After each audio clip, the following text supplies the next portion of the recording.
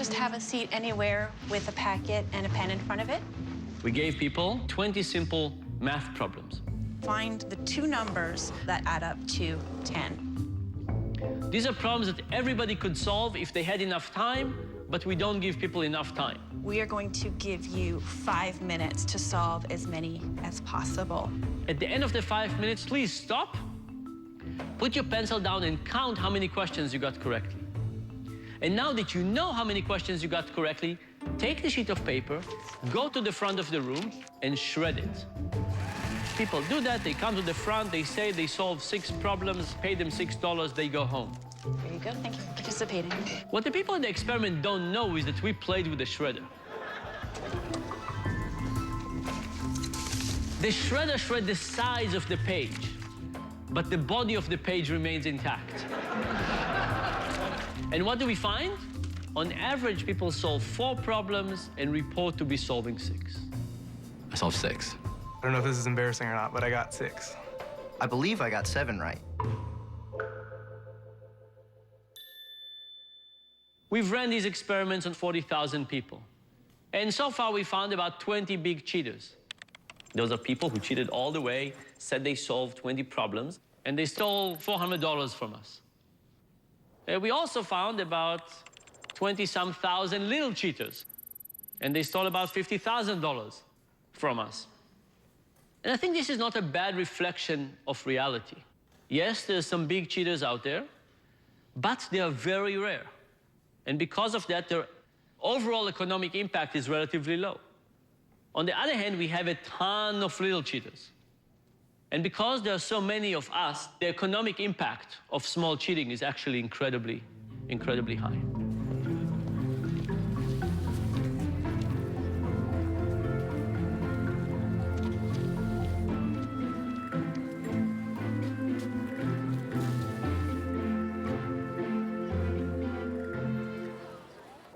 I think having a first affair definitely makes a second affair easier because you've already been there and done that. You know that you can get away with it, you know, because you did before.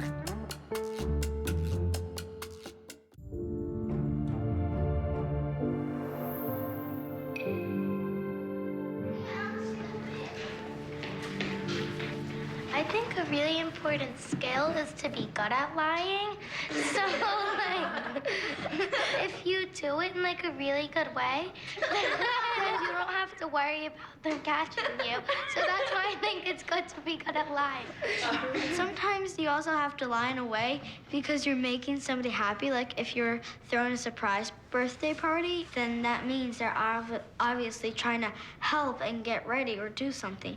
And so you're lying to your friend to help them have a good birthday. All creatures, big or small, have deception as part of their armamentary. Oftentimes it's just survival. You know, a plant or a bird might change color and camouflage itself, which is a form of deception. The bigger the brain, the larger the capacity to lie. Chimpanzees, for example, have been known to lie where they may lead their group away from where the food is so that that one particular chimpanzee can come back to the food later on and find that food. It's very common for children, younger children, to fib.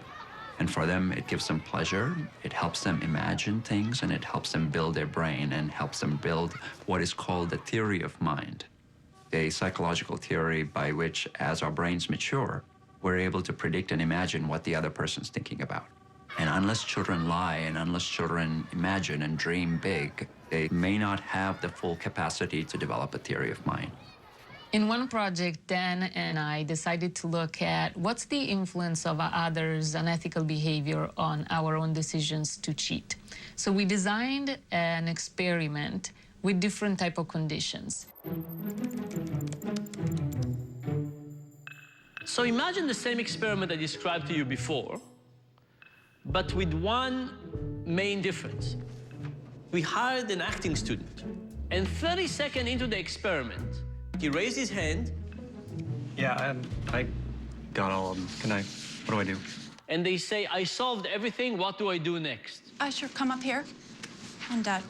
Now, this is 30 seconds into the experiment. You are still on question number 1. There is no question in your mind that that person is cheating, and the experimenter said, you finished everything, you're free to go. There you go. Thanks very And much. you see that person taking all the amount of money and going home. What would happen to your own morality? Well, lots more people cheat. But there could be two explanations here.